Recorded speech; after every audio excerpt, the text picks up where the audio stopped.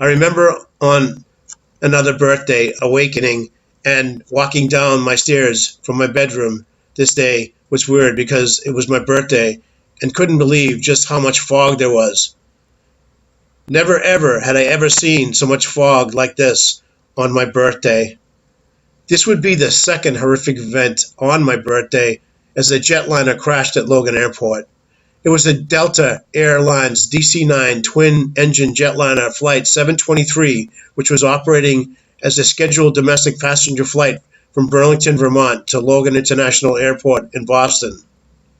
On July 31st, 1973, at 11:08 a.m., while on an instrument approach to Logan in low clouds and fog, the aircraft descended below the glide path, struck a seawall with its landing gear, and crashed, killing all but two of its 89 occupants. Most survivors later died on their injuries as they were both burnt terribly. Extremely heavy fog reportedly the reason for the crash, leaving all dead but two survivors, as one died that night while the other, Leopold Chernard, eventually succumbed to his burn injuries on December 11th, 1973. For me, however, a late July birthday was always wicked cool. Celebrating in July sure beat celebrating in January like my brother Timmy had to do. Second grade rolled into third and fourth, and so on. By the sixth grade, many neighborhood kids, including myself, were doing stupid things like drinking on the weekends and even progressed into us sniffing glue. During this period of time, we had rock fights, and unfortunately for me, I got hit in the right eye and had a detached retina as a result. Recently asked by loved one why we did these stupid things, and I could only reply saying, I thought it was a combination of us trying to escape reality, possibly having alcoholic tendencies, and probably, for me, unknowingly doing a lot of self-medication. Years later, my diagnosis and subsequent advancing symptoms of paranoid schizophrenia or manic depression materialized, and I became drastically changed with the onset of uncontrollable bouts of paranoia. During the early days in Sebago Lake State Park, which were, however, the most memorable of my youth, we continued enjoying the lake and having fun. My parents actually liked the area so much from camping up there all these years that they bought land in Naples, Maine, which bordered on Sebago Lake around 1968. My dad first bought two 100 by 50 lots, and we started bringing up our 10 trailer up there camping and spending more of the summers in Naples. The land's location was atop a huge hill in the foothills of the White Mountains, which were some 20 miles away from New Hampshire. This development sold lots for camping use, and we bought four more lots together, now enabling us to put a septic tank in for a mobile home, which they eventually bought. I remember Dad, with our help, clearing the land by making huge bonfires and burning the brush.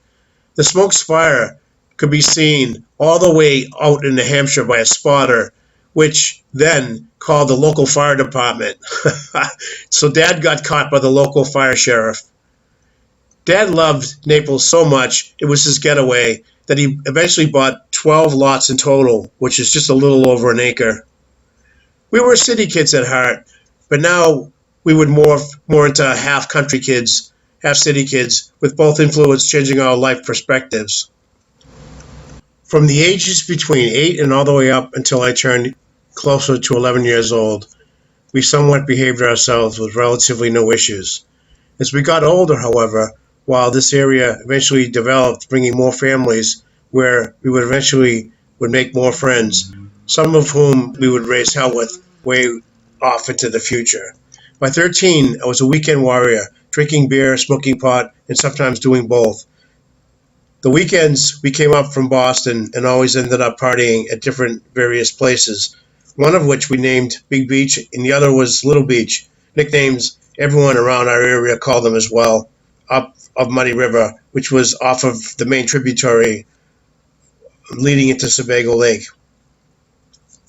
We eventually made a secluded spot behind an old farm and named it Smokey's Den. Campfires were always part of our experience, and we were always very careful not to light the woods on fire. One day, we climbed up this 150-year-old tree, which had a 6-foot base, and we lit up a joint and began smoking it.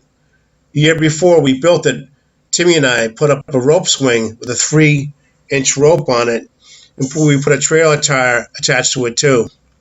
This one day, as we were still up the tree smoking this joint, Timmy approached us from our lot above. I put up one finger up to my mouth and whistled shh, which meant for Rusty to shut up.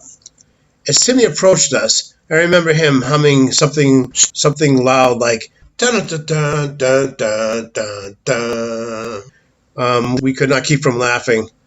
Timmy got into the tire swing and started pushing off the pine tree. As he got up momentum, the humming continued to get louder and louder, and his trajectory increased. So I happened to be carrying a jackknife on me, and I motioned to Rusty to stop laughing. As Timmy swung freely back and forth, I was busy sawing the 3-inch thick rope. Almost as if Timmy were a cartoon figure humming and singing like a madman, I managed to cut the final threads of this 3-inch thick rope as Timmy reached the highest trajectory of his swing. It sounded rather like this: la na na la da da da na na na fuck! As Timmy flew into the air for 3 seconds, landing with himself still rolling inside the tire, now rolling down the hill, the steep, sharp, rocky hill, bouncing off all these huge 2-million-year-old boulders, eventually stopping some 60 feet away where the tire swing used to be. He got out of the tire, dropping many fuck bombs when he heard Rusty and me laughing hysterically in the tree above. As my father used to say, the shit hit the fan. Timmy got to his feet and began screaming he was going to fucking kill me. Well, initially hysterically laughing, I started climbing up the tree instinctually, not giving it much thought, until a huge fist-sized rock bounced off the branch directly above my head, ripping a huge chunk of tree bark right off the tree. I began climbing as fast as I could as rocks were whizzing by my head several a second. You stupid motherfucker! I hurt my damn arm! I'm gonna fucking kill you when I get you, you stupid fuckhead! This tree was huge, and at the top of the tree must have been like 250 feet tall, which once up there you could see the top of the White Mountains, which were so far off in the distance, but yet you could still see them. He continued screaming at me, promising my eventual ass-kicking would come. When I saw my parents pulling into the driveway in their old station wagon, I knew I needed my dad to rescue me right now and then, as Timmy's crazy rocks definitely were getting closer and closer to his target. I immediately began screaming to my dad, "Help! Help, Dad! Dad, save me! Timmy's being a fucking crazy bastard! Come! Get Timmy! Dad, fucking right now!" Dad grabbed Timmy eventually and wrestled him to the ground, as Timmy was screaming, "I'm gonna fucking kill him, I swear to God!" Dad begged Timmy to calm down, which he immediately did once Dad eventually grabbed him and put him on the ground. Dad did save me once again, a recurring theme he would later repeat many, many, many more times in life. Another time, after a night of partying at Big Beach, the bigger of the two beaches of Muddy River, Jimmy O'Connor and I walked back to the camp, now a little buzz from drinking beers. About 5 minutes later, we reached the top of my lot, a big, tall hill about 150 feet long. Timmy had arrived and began climbing this long trail to the top. The trail was, at that point, he was about 100 feet down at the bottom of the hill. Jimmy O'Connor and I sat at this new retention wall that my father had built on top of the septic tank where we had just installed it. Next to the wall were other random boulders lining the walkway.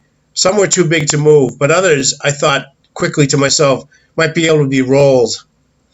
As Timmy approached the road below, which led to the beginning of the trail, I saw a boulder that I thought I could roll.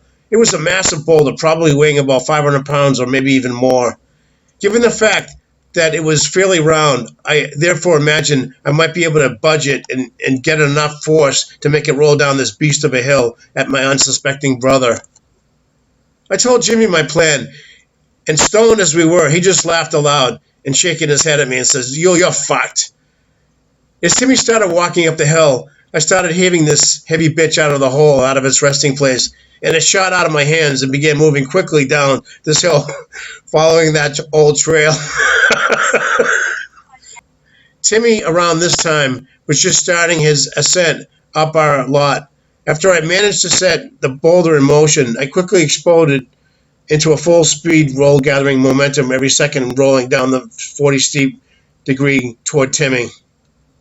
So as I released the boulder, the noise it made was masked by its own ascent over the downed branches from the windstorm of the previous night, and he didn't even hear anything other than the boulder barreling down toward him. I heard for about 6 seconds sounds like this: crash, crash, crash, boom, crash, crash, and the boulder followed the somewhat indented pathway all the way down to the bottom of the hill. What it actually sounded like was this: crash, crunch, crunch, crash, crash, crash, and all of a sudden you heard Timmy scream, "Ah! What the fuck?" as the boulder bowled Timmy down like a lone tree would hiding in the corner all by itself. Funny as fuck, we hooted loudly and rolled onto the ground, rip-roaring laughing, out of control for 6 seconds or so, and all of a sudden I realized, oh shit, I knew I just had about 1 minute to run away before Timmy caught up with me and would have knocked my teeth out. Damn, I pranked my older brother. Good times, man, good times. I snuck in later that night in the tent trailer where Timmy had already fallen asleep. The next day had somewhat calmed down, and I just looked at me in the morning and called me a fucking moron. Even though we both fucked with each other and had many battles over the years, I love Timmy very, very much and would have done anything for him. He toughened me up quite a bit over the years, battling with him as Irish brothers often do. And I don't regret any of those battles we had, because in the end, he was still my favorite brother.